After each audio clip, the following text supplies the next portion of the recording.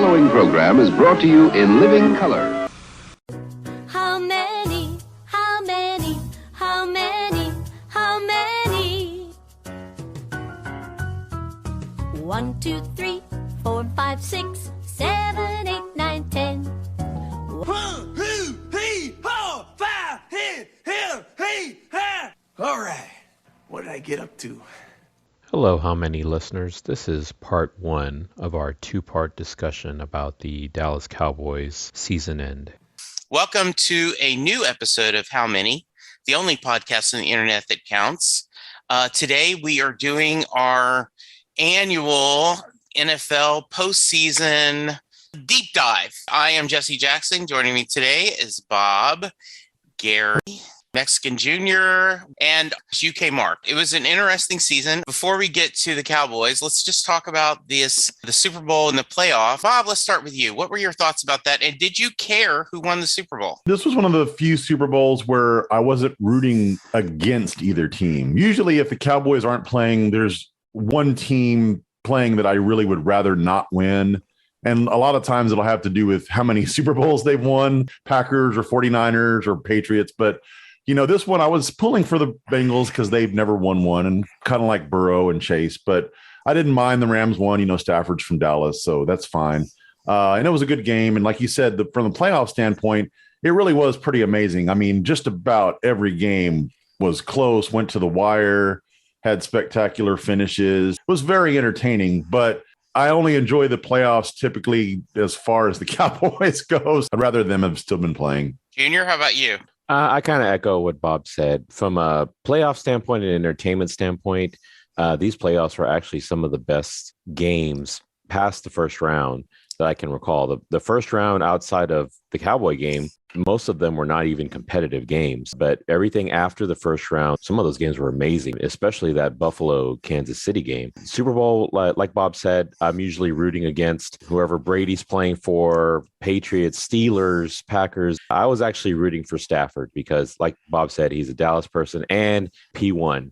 So it's hard to root against a P1. Gary? Basically the same as Bob and Junior. Yeah. You know, I was happy to see Stafford win it. I was probably rooting for the Bengals just because, for me personally, there are more likable guys on that roster. There are guys on the Rams that I legit don't like. I know that Mark will be 180 degrees on me on that. He's an OBJ fan and I'm not. So we both got what we wanted, right? And OBJ blew his knee up, but he got a ring, so Mark's happy. To remind everyone, when we say UK Mark, we mean UK Mark. This is 4 o'clock his time as we're recording this. And Super Bowls start at 11:30 p.m. UK time. The halftime show was around about 1:15. I was still going strong at the fourth quarter. I was still awake at 3 a.m. Enjoyed it. One of the most enjoyable Super Bowls I've seen in a long time. I'll echo what everyone else said. The whole run of playoff games, particularly from the divisional games onwards, I watched pretty much all of the games live. They all kept my attention. Super Bowl, I kind of wanted the Bengals to win and expected the Rams to win. I do have a soft spot for OBJ. I know I mentioned this on our first time that we got together, but I was at the Meadowlands game where OBJ had that one-handed catch. Spectacular. Best thing I've ever seen in sports with my own two eyes. Happy with the result. I think Joe Burrow is clearly going to be a great quarterback for many years to come. And I'm enjoying watching that Bengals team develop. And I think that Bengals team, the way they've assessed themselves in the last couple of years and decided to go for it, being a bit more bold, is something we'll probably come on to with some thoughts about what the Cowboys could learn from this last year. In my case, once the Cowboys are out, I turn off sports. Did catch the end of a couple of the playoff games, just going to dive by. I'm like, wow, this is pretty close. And then kind of ended up watching. I think you guys said it best. I wasn't pulling for either team to lose. When it's not the Cowboys, I do think that's a default position for a lot of fans. Like, well, I don't want this to happen. I like the fact that when he went to Detroit, he didn't complain. He just, played his game. I'm being paid a lot of money and I'll play. My dad's family all kind of ended up moving to Ohio. And we had an uncle that told my sister when she was like 8 or 9, if you're ever cheer for an NFL team, it needs to be the Cincinnati Bengals. I've told the story before. My parents weren't into sports, so there was no growing up like Bob, his dad loving Notre Dame or anything. And so Rita has always been a Bengals fan because of her uncle telling her that. And she is a massive LSU fan. She is married to a guy who is an Alabama fan. They have a game room that is split in half. The weekend where they play is a tense weekend every year. And so to have this LSU quarterback, he's just the right amount of cockiness and to be so good this quick. I truly was like, I'd be happy with either one winning. All right, let's go to the Cowboys. I went back and listened a little bit to all our predictions, and we were all so effing optimistic. I got to start with you, Gary. I always do when we're talking Cowboys. You bleed blue, but you also are not afraid to call a turd. Thoughts on the end of the season and final games, that one and done, and then we'll get to the offseason. Well, I said during our pre-season show, I wasn't accepting excuses. And if you watched any of the Bengals playoff run, you know a poor offensive line is no excuse. For some reason, we don't seem to be able to, as every other team in the NFL does with a top wide receiver target, we don't seem to be able to target our guys. For whatever reason, we've just accepted, and this goes back to Jason Garrett. Garrett used to say this, well, they're taking that away. Well, they're taking Amari Cooper away. Nobody ever thought to take Cooper Kupp away. It never occurred to anybody to maybe take Jamar Chase away. How is it that those guys get 10, 12 targets a game and Amari Cooper can go 2 or 3 games with no more than 1 or 2 targets? How is that even possible? And then you've also got CeeDee Lamb. Like all these other teams, they're not 3 deep like we are when Gallup is healthy as well. The Bengals are probably the closest. The Bengals have their legit 1.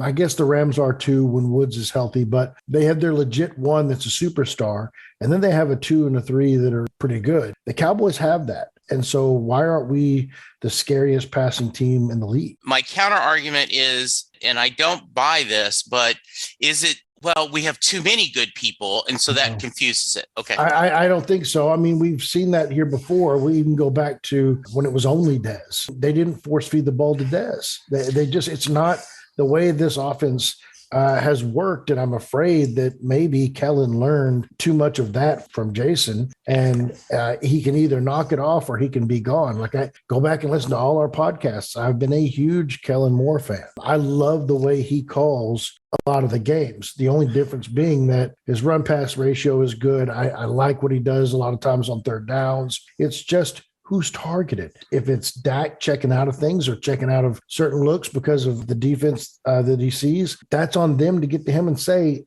you're getting the ball to these guys. If you won't get it to them, I'll put Cooper Rush in there. Like, I don't care. We've got to get the ball to the playmakers. Let them go make plays. Again, all that just goes back to say, I don't accept the excuses. I don't like the excuses. If the Bengals showed us anything, it's that you don't have to be perfect. This team has more than enough talent. And there's 2 things that I think are a big problem with that. Number one, this team doesn't grind. And I've said that many, many times, and I keep saying back, this team does not know how to win those close, tight, tense games. We take the first game against Tampa Bay, and you're like, man, they almost beat Brady in Brady's house. It's still a loss, right?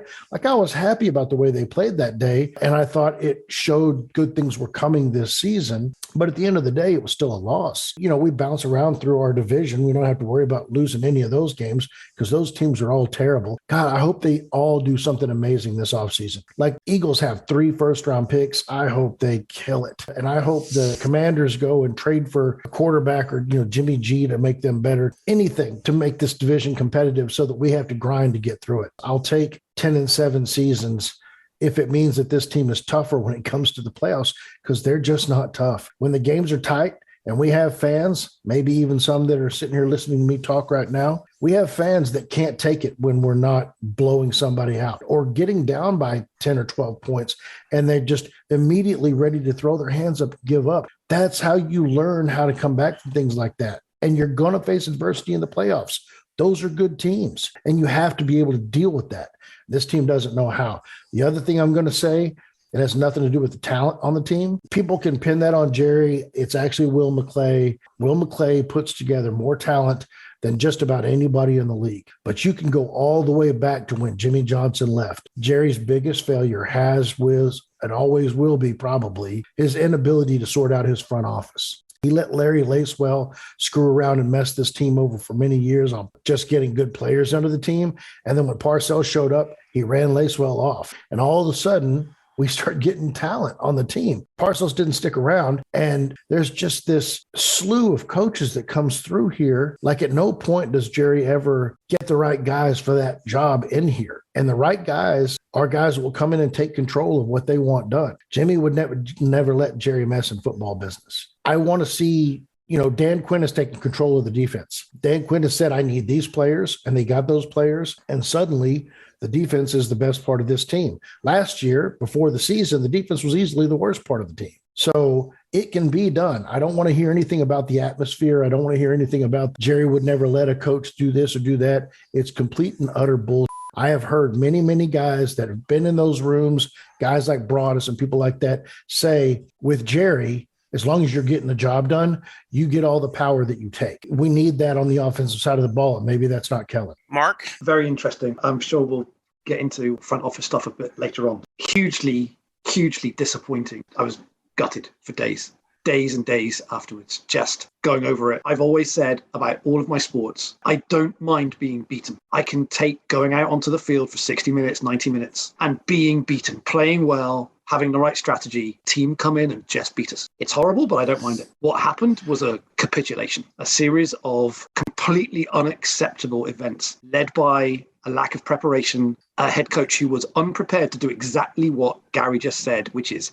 come in and take the power and do it your way. And I'll give you the example of that. Everyone has given airtime to the awful decision after that successful fake punt of messing around, leaving the team on the field when the 49ers were just looking at us going, that's fine. You play the next play with your punt team. That's fine. Mike McCarthy should have been all over that. It's been covered off. There was also the horrible ending to the game. Horrible ending to the game. It's completely unacceptable. McCarthy should have been all over that. Here's where I have the single biggest problem with Mike McCarthy and the offensive coaching staff towards the end of that game. By the end of the third quarter, early fourth quarter, where everyone was watching aghast that Turner and Wilson were getting the ball more than Lamb and Cooper. Mike McCarthy should have walked over to Kellen Moore on the sideline and said, give me the play sheet, go and sit down. And I don't know why he didn't, and I don't know why he wouldn't. I love what Gary's just said there about come in and take all the power you want, be successful, and you'll get the power that you need. I cannot for the life of me understand why a guy that has won a Super Bowl wouldn't say, you are failing to do the one thing that you have to do, Kellen. I love you. You're a great guy. You're going to have a future in this league. You're going to be an offensive coordinator, a genius, a guru for 30 years to come. This evening is not your time. I am taking this. We could have lost and I would have had complete respect for him doing that. But someone needed to say, I'm the head coach and I'm going to step up here. That's what leaves me going, how did we not do this? And then at the end of the Super Bowl, 4 a.m. the other morning, whatever time it was, I was watching some of the interviews. 2 or 3 Rams players literally interviewed on the field saying, we can't believe how McVay just kept getting the ball to Cooper Kupp. They were all saying it verbatim. We lost our number 1 tight end. Our number 2 tight end went out in the middle of the game. Our number 3 tight end basically couldn't catch a cold. We lost OBJ in the second quarter. Van Jefferson didn't show up. Robert Woods had been missing. Just kept getting Cooper Kupp the ball. Like that was how they won it. Sean McVay just kept getting Cooper Kupp the ball. This isn't rocket science. Like you see the memes and stuff on Twitter, right? Players are more important than plays. Like it's true. Stop worrying about the 20 clever plays that you think you've got and just give the ball to your dog. That's why we lost. Aikman does a show every week during football season on the ticket. And he talked about, he knew that ball was going to go to Michael Irvin or Jay Novacek. He just knew. And he had enough faith. If Michael doesn't make a play, he will stop the defensive back from making a play. Are we going to argue that CeeDee Lamb or Amari Cooper are not as capable as Michael Irvin? I realize Michael is a Hall of Famer, and job description number 1, either catch the ball or stop the guy covering you from catching it. There's something I really like about Kellen, and it doesn't matter which commentary team you watch, they all say the same thing. He does a really good job of setting up the offense early in the game to trick the defense, right? So a ball will go to Noah Brown or Cedric Wilson that they're absolutely expecting was going to have been a run. He does a really nice job of saying, never know where this ball's going to go. And then in the third quarter, he just stops doing that and almost just kind of reverts to, well, it worked giving it to Wilson in the first quarter. I'll just keep giving it to him now, as opposed to running those same formations. And now the defense doesn't know what you're going to do. I love the way that he kind of wins those early battles and sets the team up to succeed, but he doesn't have that kill mode, right? He doesn't have that final hit. And the phrase that has been in my mind for a little while is he wins the battles and doesn't win the war. The final nail doesn't go in the coffin. And someone mentioned maybe it's the Garrett training. I would say maybe it's more Linehan, who seemed always very passive. But my concern is in this kind of third year with Mike McCarthy, will Kellen take that step and become a real battering ram, really set them up and then trick them and kill them? I think he can do it. I just don't know why he isn't. Junior? Yeah, I echo a lot of what they're saying. To me, watching that playoff game, the biggest difference was the difference in the two run games. The 49ers were able to stuff the ball down our throat whenever they wanted, and our running game was just anemic. You know, we tried getting Zeke to get going and it just wasn't happening. And instead of making the proper switch and saying, okay, let's try Tony Pollard, they basically completely ignored Tony Pollard that entire game. And I think he could have been the X factor that potentially could have won us that game. But like Gary was saying, when Kellen Moore and McCarthy are making the decisions, not only on play calling, but on the people that are on the field, to me, that's a situation where you got to say Zeke doesn't have it today. We need more speed out there. We need somebody that can be a game changer, somebody that can break a big play. And they just didn't do that. They just stuck with take what the defense is giving you as opposed to dictating your terms. And it played right into the 49ers' hands. The 49ers already had a good defense. So conceding to only take what they give you is a recipe for disaster. And just to kind of address something that Gary was saying earlier about the fans and maybe the team having the mindset of, well, if we're getting down or if the game is close, it's give up time. I will say, in the Cowboys' heyday from 1991 to, let's say, 95, 96, there was even 5 years after their last Super Bowl where if they got behind or if the game was close, I trusted them and I felt optimistic that they were going to be able to make a comeback because those players had proven to me they were capable of overcoming deficits, overcoming some bad calls, maybe bad penalties. They had already shown the resolve to do that. Probably around 2000, 2001, maybe when Aikman retired, that is when I kind of switched to the other side and said, you know what? I don't trust these people anymore to be able to make up deficits, to be able to overcome bad turnovers, bad penalties. It's hard to get out of that mindset when none of the teams that you've seen for the past 25 years have shown you that when it mattered the most, they were able to make that kind of comeback and show the fans that, hey, you can believe in us. We're actually going to keep playing for you. They just haven't done it on a consistent basis enough for me and a lot of the fan base to change our minds. I think that's one of the reasons that frustrates me is it felt different this regular season. Like if you just blindly, like not worry that it was a bad team, you saw, oh, the defense did make a stop. We make the joke, we left the team too much time because there's no way our defense is going to stop. And a couple of times this did. But then when you look at it, it was against bad teams. Bob, you want to finish us up? Yeah, something that Gary's mentioned before in the past, and I think it ties into what he was saying about the coach taking power. This seems like he's going to be coaching for his job this next season. I mean, you've got Peyton's retired, so he might be back in play. And Kellen Moore, no team at this point wanted him as a head coach. I think both of those guys in particular, they really are going to need to have that mindset next season about we're kind of on a hot seat in terms of our careers. I think especially more so for McCarthy. I think Kellen Moore is still viewed positively. They should have that mentality next year about they really need to prove themselves. You know, Mark mentioned Linehan being passive. And I think at times, both McCarthy and Moore have had that tendency at times. I don't have any concerns with Quinn on that front. I think Quinn proved he definitely has the right mindset. But I think that is going to dictate a lot of what happens next year because the team kind of follows the lead. And if the coaches have the right mindset, that should help because we've got players that have that mindset. Micah, I mean, God, I've said it before a million times. If we could clone him, his attitude, not even his talent, but just he was so mad that they lost that game and as many accolades as he had this year. That was the first thing that when they asked him about what do you thought of your great season, he's like, we lost in the first round. That's all I think about this season. And to me, that's what they need. Yeah, I totally agree. And one of the things I want to talk about, I'm okay with us having the stability of keeping the same head coach, offensive coordinator, defensive coordinator, if the three of them, and let's throw special teams coach in there as well, get in a room, shut the door, throw a whiteboard and go, okay, let's talk about everything we did wrong this season. Let's fix it. Dan, your defensive backs were more worried about getting interceptions than stopping the big play. Talk it out. We are going to have a plan to increase our positives and work on our negatives. And I'm worried they won't do that. They will sit there and go, hey, Gary and Jesse had us at 12-5. The Wade Phillips approach. Yeah.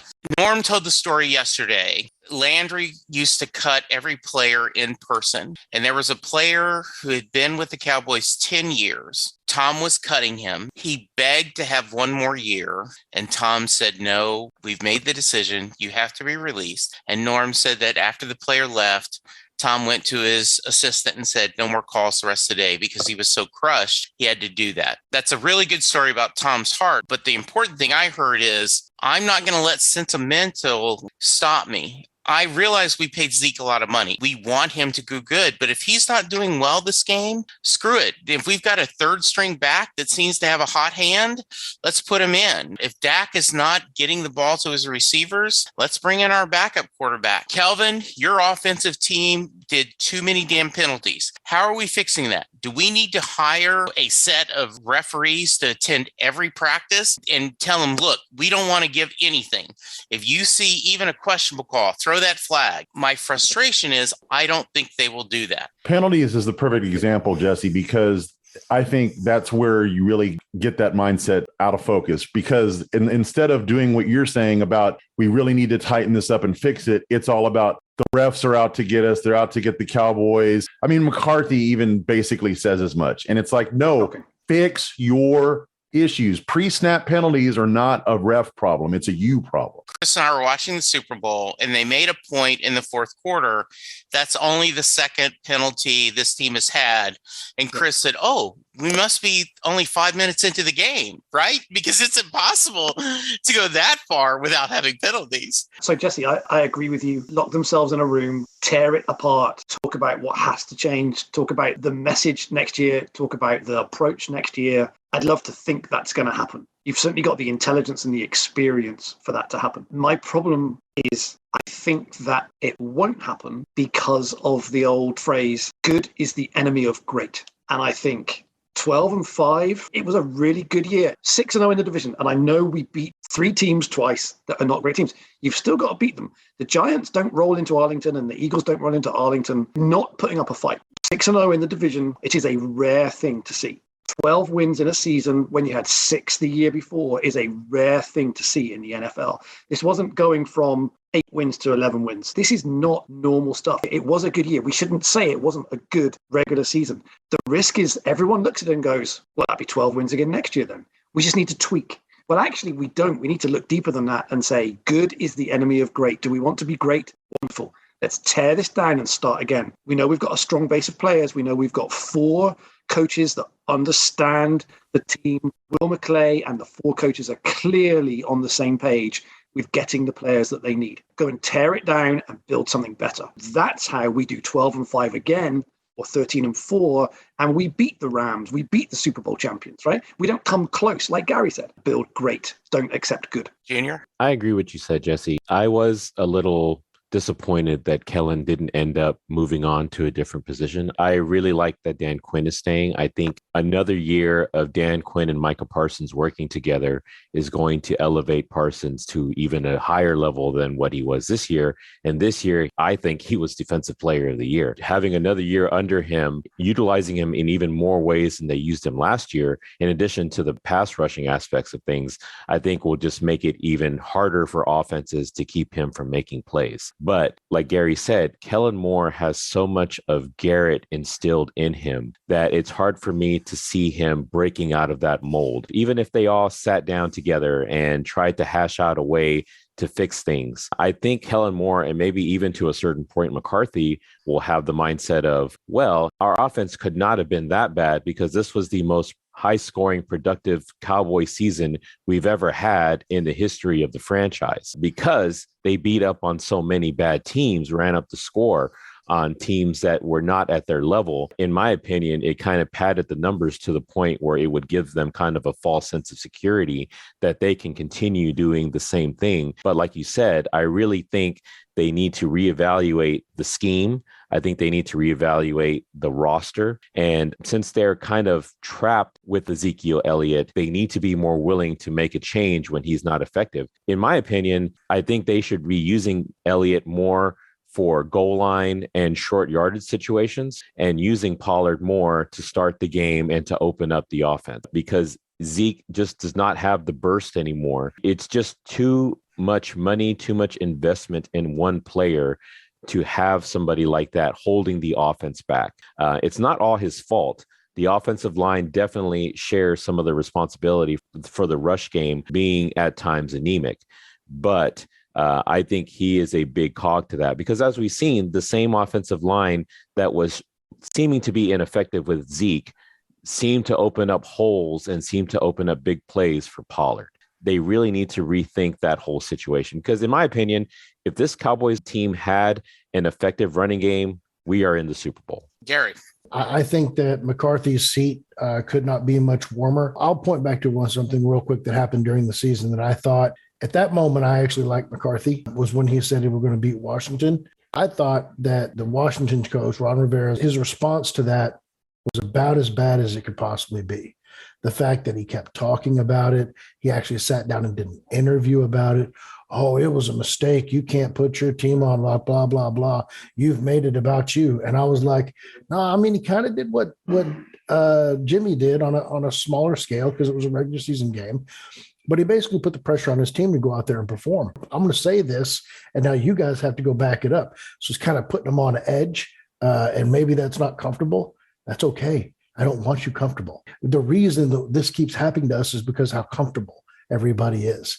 At that moment, I was like, okay, maybe McCarthy has something that I haven't seen. Everything I've seen since then, he's gone the other direction. Just like Junior pointed out earlier, I think, and a couple people have talked about it, the whole, the referees, they're out to get us. Man, you can't say that publicly. You probably shouldn't even say it to just the team, but you certainly can't say it in a way that makes them feel like it's okay to say it. You can get behind closed doors and say, guys, this is us against the world. Nobody believes in you. The league doesn't want us to win. The league's happy to get our numbers during the regular season because we make TV ratings during the regular season fantastic.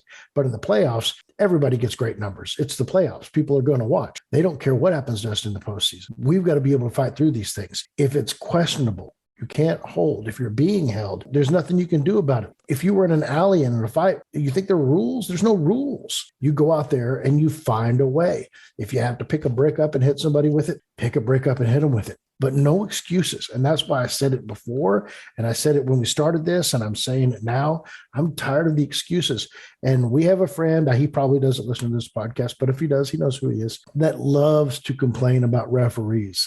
And I always say this in front of Bob and Junior and everybody else that's watching the games with us. They're not going to help you. They're not. As a matter of fact, you're probably going to get some calls against you that aren't fair. As long as you go out there and you're, pardon the phraseology here, yanking your skirt up and showing everybody your panties, everybody's going to look at your panties. Stop allowing it. Well, Gary, I think you bring up a great point. If you have consistently had a lot of pre-snap penalties, holding calls, the referees start looking for that. They see patterns. And so if it's going to even be borderline, they're going to call it because they're used to seeing it and they're watching it. I agree with you. I don't think T-shirts or locker room slogans or posters make a difference, even as much as I love Ted Lasso and the Believe sign. But if we were going to do hashtag no excuses 2022. The big one for me, which was an example of the coaches actually refusing to help their player out. There was the game where Anthony Brown was targeted. He had a nightmare 6 or 7 times,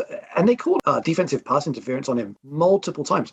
So the opposition just kept throwing at him. The referees, it was almost like, well, if you're not going to help the guy out, we're going to have to keep calling this. Now, that's an example of where the coaching staff can look at that happen once and let it go, twice and let it go. The third time, they have to say, Referees are all over this. They're going to call Anthony Brown every single time this ball goes anywhere near him. So, Jesse, kind of to your point, I think referees, they're supposed to go back and review these games. I think they review these and see sometimes they miss calls. They do things wrong, and I think they know it. So I hope they don't fall into a pattern of, well, I'm always calling holding on Williams, so I've got to watch him because he's probably holding. What they ought to be in their mind is, I got a little overzealous last time and called him for a couple of things that were a little ticky-tack. Maybe I don't need to beat this guy up. But I'll say this, just to your point, Mark, when Steele came in and was first in the first time, he was terrible. And then the first time they put him on the left side, he was terrible. At that moment, I want my offensive coordinator to say, I need to give that defensive end something else to think about. So I'm going to start with a tight end in the slot. I'm going to motion him towards that tackle. I'm going to run a pitch play to the right-hand side. Maybe it won't work. Maybe it will. I don't care, because the goal of this play is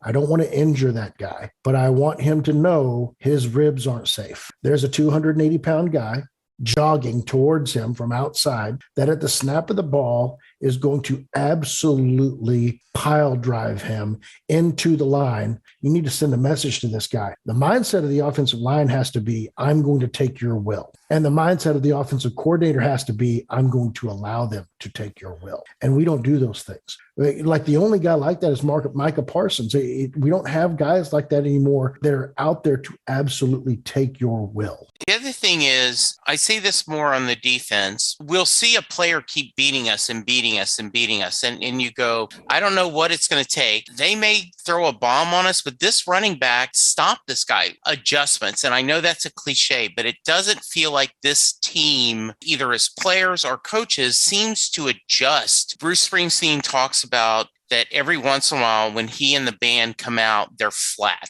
It's not working. They're not connecting with the audience. And he says what he has to do is he throws away the set list. He calls an audible. He pulls a song, that he hadn't played in 20 years, or he gets an audience request. He does something to shake up the band to get them going. I believe that this team tends to, we've got a plan, we're going to stick to it, even if the plan isn't working. And it's a fine line, right? Like, we will yell at him, look, keep running the ball. Even if it's not working, sooner or later, it's going to break. You're a professional. You should be able to figure out when you hold them and when you fold them. I just don't know if this team staff can do that. Before I move to free agents, Chris Jackson asked us to talk about the Fix This Blank segment. Fix this, Rich! I was floored.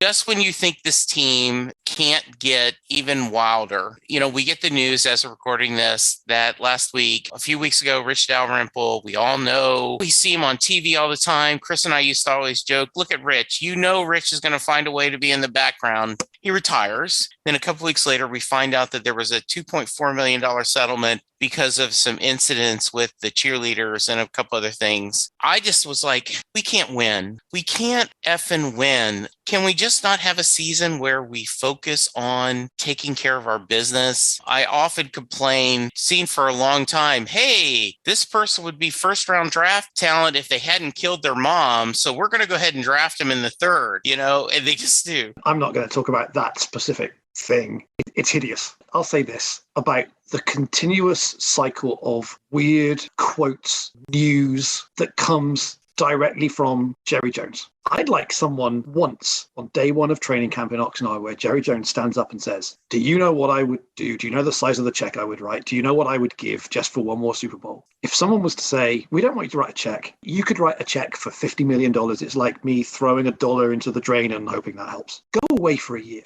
Just get on your yacht and go away for a year and leave this to the football gurus that you recruit. Leave it to Will McClay. Just stop going on to the radio and talking nonsense. No one called Jones enters the building. Come and watch your games. It's your team. It's your stadium. Right? You're not needed at training camp. Let the coaches run training camp. You're not needed in the draft room. I think it was Nick Eatman put together like a film about Dallas Cowboys drafting over the last 15 years. It's really good. Stephen Jones is interviewed in it and literally says, we literally had to sit on Jerry to stop him from drafting Johnny Manziel. He told us he'd lost interest in Johnny Manziel and we were about to put the card in for Zach Martin and he was still talking about drafting Johnny Manziel. Go away. We don't need that. Leave it to the guys that you pay millions of dollars a year to run the team. We don't need you telling us that Zeke is the straw that stirs the drink, because that kind of quote is ringing in McCarthy's ears right at the point where he's thinking maybe he should bench Zeke or play Pollard or stop trying to run the ball. The owner that pays this running back like he's a quarterback is telling me I must not bench him. That's the point of these interviews. That's when he went on talking about how Jalen Smith was the quarterback of the defense a couple of years ago, which is why I'm still so surprised and amazed and impressed that they cut Jalen. Chris and I Jerry talked about we need to do better. We have the ex-coach suing the league, and there is a issue with diversity in our coaching and upper ranks in the NFL, and Jerry's like, we got to do better. And Chris and I like, good. Give Will McClay the general manager spot. Even if you don't change anything, you would get so much love and so much appreciated. I agree with you, Mark. I think he says he will do anything, but he won't close the effing curtains. I get that it's all his stuff about elements and everything. The reality is the sun's shining in the eye. If we don't care about elements, then why did we ever build dome stadiums? Then why isn't every stadium open where it gets in rain and the snow and everything? I just think it's ridiculous. This has been something that's been building in my mind for a while. I hate the whole kind of Oxnard. I could be anywhere. I could be on my yacht and I'm here. Try not being here. At the end of the Super Bowl, Stan Kroenke goes up onto the podium and collects his Super Bowl. And I thought to myself, that's the first time I've seen Stan Kroenke in 3 years. I don't think I've heard from the man. Now, probably people that live in California, probably lifelong Rams fans probably get to see more, but I don't think he's making news and dialing into the local radio station and shouting the odds and trying to influence who plays and sitting in a war room demanding that they pick a maniac at quarterback. You don't see him. That's 26 years now of Super Bowls being won by owners that you pretty much don't see until they're standing on the podium. That's what I would like to say to Jerry. Just a note real quick, lifelong Rams fans are 6 years old.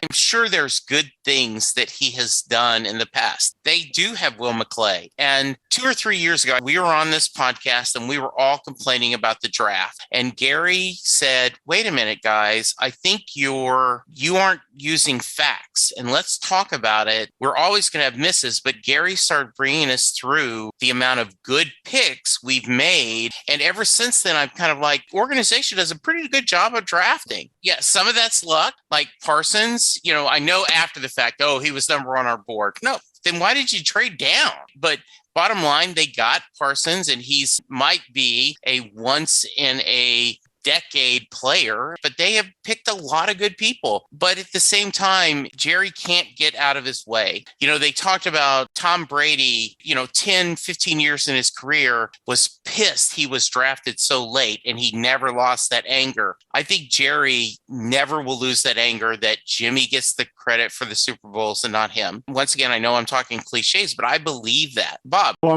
for me, I know it's going to seem stupid, but the curtains is the main thing for me right now. That's where it's just obviously he's just digging in. He just flat out doesn't want to do something because everybody's telling him he needs to do it. And it just defies all logic. And I don't understand why Steven, the way he did during Manziel, doesn't throw him up against the wall with his forearm and say, you're closing those damn curtains, Dad. And that's the thing that's most frustrating to me. All the other ego stuff with Jerry, that's just part of the package. He's never going to change his approach with the media or the spotlight or any of that stuff. It is what it is. And as many negatives as come with Jerry, and I'm always frustrated with a lot of his situation, I do think we do have the advantage of him being willing to spend as much as he does and having guys in positions like Will McClay. Say what you will, but he's a minority and he's not GM in title, but he's GM in reality. And there's a lot of teams that aren't willing to do that. Real quick on McClay, he's had plenty of chances to leave to become an actual GM,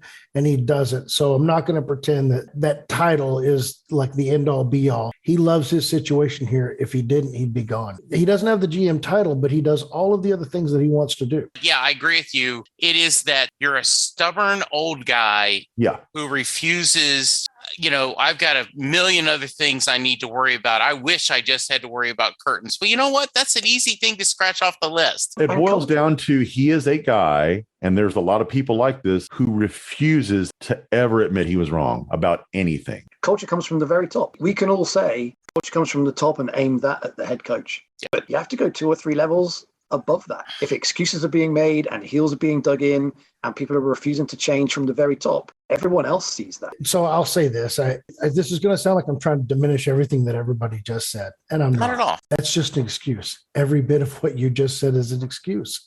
And I don't care about excuses. When Jimmy was the head coach, and I hate being this guy, Jerry was still standing there on the podium with him. Jerry was still talking to the media. Jerry was still bringing the prince down on the sidelines during the game and into the locker rooms after the game. Jerry did all of these things. But what did Jimmy do?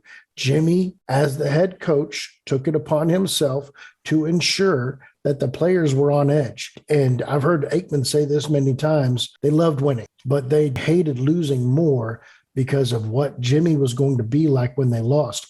Jimmy wasn't a pleasant guy when they won. He was downright miserable to be around when they lost. That kept those players on edge. As much as everybody loves to wear the shirt and make fun of Jerry and just close the damn curtains, he should close the curtains. It's ridiculous. He watched his player miss a pass. He can't see anything because the sun's dead in his eyes. And Jerry's like, well, both teams have to put up with it. Well, of course they do. But how about we just give your team every benefit? Give your team every advantage. Give your team every chance. But at the end of the day, all of those are excuses. And I want them removed because I don't care. You can't change Jerry. You're not going to get him to shut up. You're not going to get him to go away. You're not going to get him to close the curtains unless you really wanted to. Maybe Steven will go over there and tug them closed when Jerry's not looking. But I don't care. I'm tired of the excuses. I'm Dak Prescott, and I know the middle of the field is bright as hell. Yeah. And I know that the one guy that's running to that spot is Cedric Wilson. And I'm thinking to myself, I'm not throwing that ball. He can't see it. If Kelly calls something where there's 2 or 3 guys crossing in front of me, and so they're all in the middle of the field, I'll call an audible and I won't even ask him. I'll just do it. But at the end of the day, I'm tired of them whining and crying. And the truth is, when they get deep into the playoffs, when they get to an NFC title game, when they get to a Super Bowl, the scrutiny, the talking, all those other things are going to be so loud and so crazy. This team should be built for that better than anybody because they go through it all year long. They hear more of this than anybody else. They have more media members show up to practices and to training camps and celebrities, and they should be built for this moment. And they're not, because it is from the top down, but you can go ahead and lop the Jerry thing off because as the head coach, you can control that. I will do things my way as the head coach. And if you're going to fire me, go ahead and fire me. I'm cool with that. I'll get fired doing my thing. I'm not getting fired doing your thing. That's really well said. And it is an excuse, right? But the idea is, call center leader, if I know someone doesn't have this skill set, but they're really good at this skill set, I will adjust, my staffing or whatever. So if okay, we know this is how Jerry's going to be. Let's work around that. Let's figure it out. But I do love the whole no excuses, right? This is just another excuse. Well, Jerry gets in our way. And so what are we supposed to do? If McCarthy really wants those curtains closed, he'd do 2 things. Number one, he'd go into the media and say, they really should be closed. This is ridiculous. Yeah. And then he'd go to Jerry's office and say, hey, did you hear what I said? I put you on notice. I'm telling you right now, close the curtains. I'm tired of dealing with this. And if you won't close them, I'll go get somebody else that has the button push to close them. And then you can go fight that person. And I'm going to ask Steven or McClay or somebody else to pin you in the suite and not let you out. I'll tell Spalding that I'll give him $100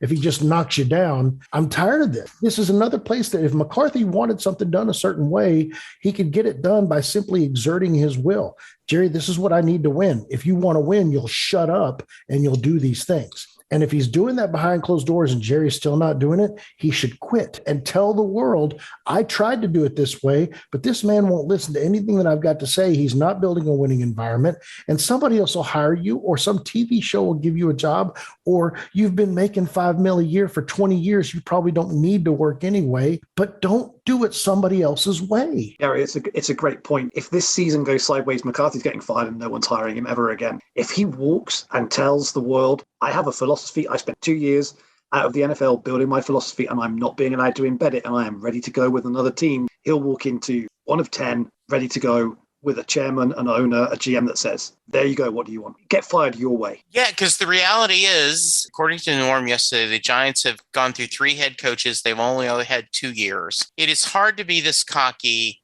if you are a guy living paycheck to paycheck, but hopefully when you're making this kind of money, you have a really smart person managing your finances and knowing the nature of the business. That should be your number one. I've got to have walk away money if I'm going to be an NFL coach. The other thing is, one of my favorite quotes is, if you're dumb, you surround yourself with smart people.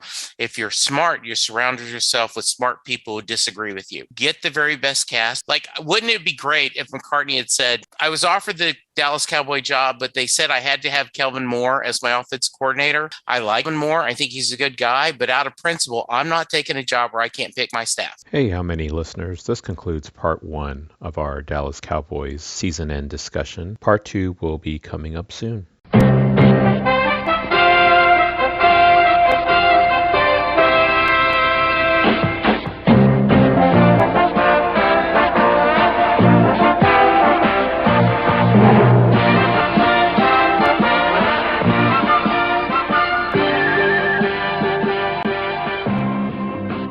Hey, we found an interesting tidbit about OBJ yesterday. I talked during your thing. I don't remember talking during your thing.